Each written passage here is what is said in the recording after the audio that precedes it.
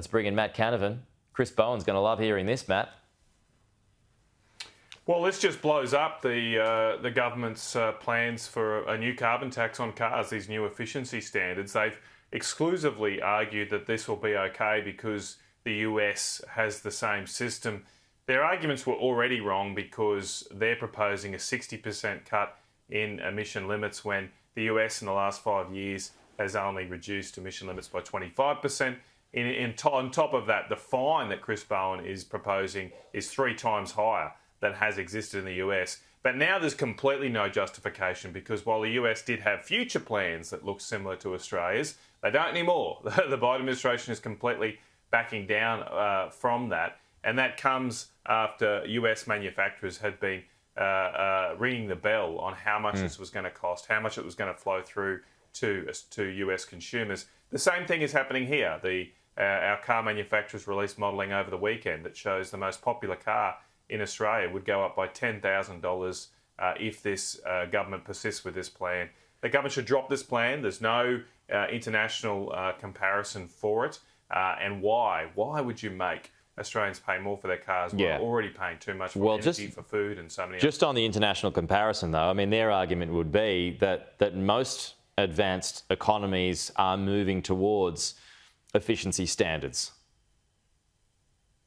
But the point, of course, is it's how stringent those standards are and how much the penalty is for breaching those standards. Simply saying that other countries have a form of a tax or a certain regulation tells you nothing about the specific details of the regulation or tax that you're imposing on this country. And as I say, and as I've outlined, the government doesn't seem to be able to do this and compare this properly. Well, what they're proposing to do in Australia is more than double what has occurred in the US over a similar time frame.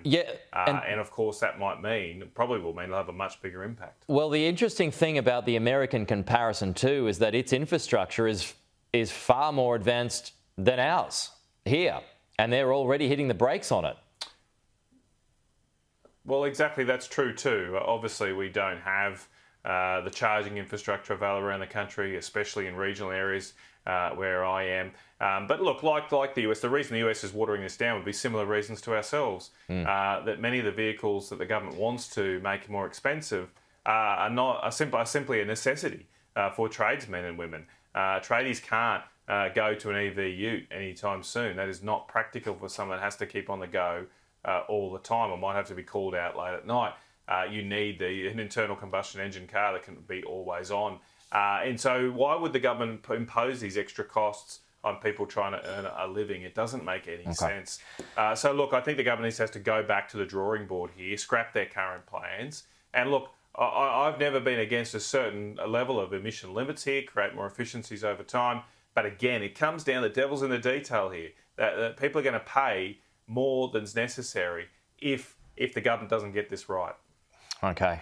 I just got to ask you before we go, Perin, Davey, Barnaby, Joyce in the headlines for boozing out of Canberra in recent times. Matt, do the Nats need to lay off the ink? Look, it's not something I've noticed over the years, honestly, Peter. It's I don't tend to go out all that much, but I just don't see it. Obviously, when it rains, it pours, and there's been a couple of these unfortunate incidents. Both of these people have explained that.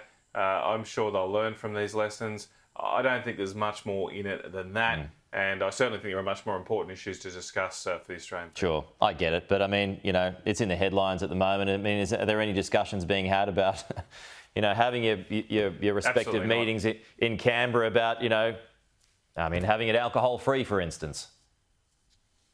Oh, okay. Well, look, I haven't been involved in any discussions about that. I mean, look, we're all adults. We're all responsible adults. You can take responsibility for your own actions. It feels enough like a boarding school as it is down there because you're locked in and you have to respond to bells. I don't think we need those kind of rules. People have to be responsible for their own actions. Matt Canavan, good to have you with us as always.